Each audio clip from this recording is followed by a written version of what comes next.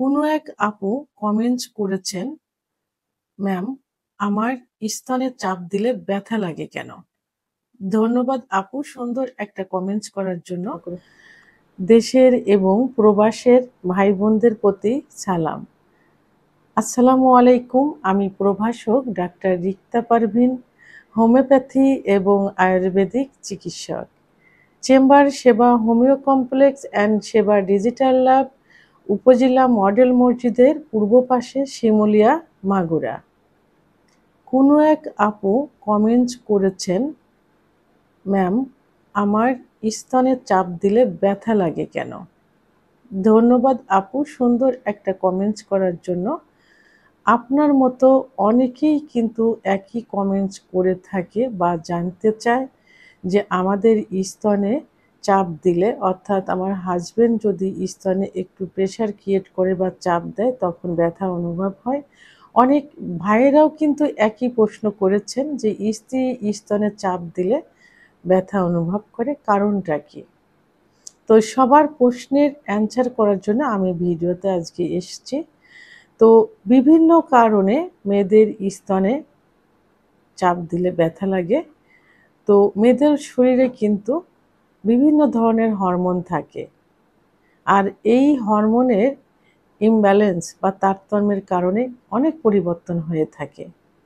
ঠিক একইভাবে মেয়েদের যখন মাসিক চলে, কারণ দেখা যায় যে মাসিক শুরু হবার এক সপ্তাহ আগে, 2-3 দিন আগে, কারণ মাসিক চলাকালীন সময় ইস্ট্রোজেন এবং প্রোজেস্টেশন হরমোন পরিবর্তন হয়। তখন দুধের নালী এবং নালীর সংক্রমণে এবং টিস্যুর সংবেদনশীলতা বৃদ্ধি পায়। তো তখন স্তনে চাপ দিলে অনেক সময় ব্যথা অনুভব হয়। গর্ভ অবস্থায় মহিলারা যখন গর্ভবতী হয়, অর্থাৎ যখন বাচ্চা পেটে আসে, তখন 2-3 মাস পরের থেকেই স্তনের ভিতরে রক্ত প্রবাহ এবং দুধ উৎপাদন বেড়ে যায়। তখন স্তনের টিস্যুগুলো ফুলে যায়। আর তখন যদি স্তনের চাপ দেওয়া হয় তাহলে কিন্তু ব্যথা অনুভব করে। এবং ডায়েট ও ডায়েট এবং জীবনধারা, অনেক সময় দেখা যায় যে চা, কফি, চকলেট ইত্যাদি খাওয়ার কারণে এবং লবণ ইত্যাদি খাওয়ার কারণে কিন্তু স্তনের চাপ, স্তনে ব্যথা অনুভব হয় বা ব্যথা হয় যখন অতিরিক্ত হয়ে যায়। তখন যদি স্তনে চাপ দেওয়া যায় তাহলে ব্যথা অনুভব হয়। আবার মহিলাদের স্তনে কিছু কিছু সমস্যা থাকে, যে সমস্যা থেকে, যেমন স্তনে টিউমার থাকতে পারে, লাম থাকতে পারে, স্তনের চাপ থাকতে পারে, ম্যাস্টাইটিস থাকতে পারে এবং স্তনে ইনফেকশন থাকতে পারে। তখন স্তনের চাপ দিলে ব্যথা অনুভব হয়। তো আমি মানে একটু সচেতন করছি যে স্তনে খুব সেনসিটিভ একটা জায়গা। অধিকাংশ ক্ষেত্রেই কিন্তু দেখা যায় যে স্তনে ক্যান্সার হয়। এটা অনেকের বংশগতভাবেও কিন্তু এটা হয়ে থাকে, জিনগত বা বংশগতভাবে এটা হয়ে থাকে। তো স্তনে যখনই কিছু হবে, অনেক সময় নালী ক্ষত হয়, মানে ড্রেনের মতো হয়ে কিন্তু পুঁজ আসে এবং দেখা যায় যে স্তনের বোটা, নিপিল বা বোটা দিয়ে অনেক সময় পুঁজ আসতে থাকে, রক্ত মিশ্রিত পুঁজ, দুধের মতো সাদা ইত্যাদি।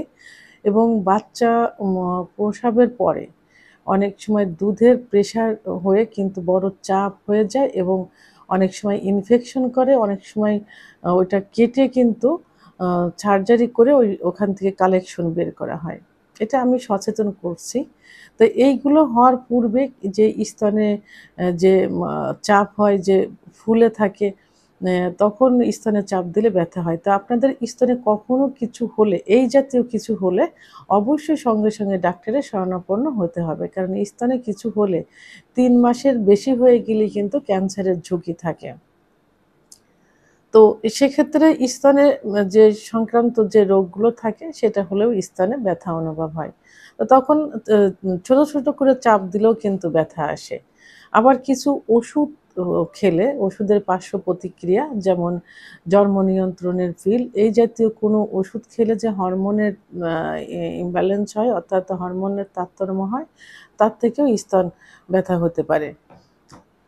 তো সেক্ষেত্রে যখন দেখা যায় যে মাসিকের সময় ব্যথা হয়েছে, বাচ্চা গর্ভে আসার সময় ব্যথা হয়েছে, তো এবং ডায়েট করার কারণে ব্যথা অনুভব হয়েছে, সেগুলো মোটামুটি একটু সহনশীল, এর কোনো পার্শ্ব প্রতিক্রিয়া নেই। কিন্তু যখন এই ব্যথাগুলো দীর্ঘদিন হতে থাকবে তখন কিন্তু কি হবে, মাসিকের সমস্যা হয়ে যাবে, ডিসমেনোরিয়া যেটাকে বলে, অনেক সময় বন্ধ্যাত্বে পরিণত হয় এই পেশেন্টগুলা যাদের মাসিকের সময় এই সমস্যাগুলো হয়ে থাকে।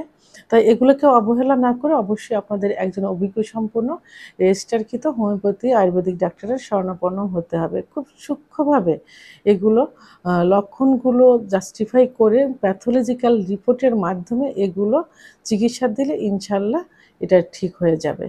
তবে যে বড় যে কারণ অনেকে যে বলে থাকে যে ব্যথা অনুভব হচ্ছে কেন, অনেকে ভয় পেয়ে যায়। তো ছোটোখাটো কারণে যদি এরকম ব্যথা করে সেক্ষেত্রে ভয়ের কোনো কারণ নেই। তারপরেও বলবো, সতর্ক করছি যে আপনারা একটা সেনসিটিভ জায়গা, এখানে কখনোই প্রেশার দিয়ে চাপ দেওয়া যাবে না। চাপের কারণে ওখানে ট্রমা হয়ে যেতে পারে, ব্লাড সার্কুলেশনটা কমে যেতে পারে, দুধের যে নালীগুলো সংকুচিত হয়ে যেতে পারে, তখন পরবর্তীতে বড় ধরনের একটা সমস্যা হয়ে যাবে। এজন্য এখানে খুব সেনসিটিভ, খুব আলতোভাবে চাপ দিতে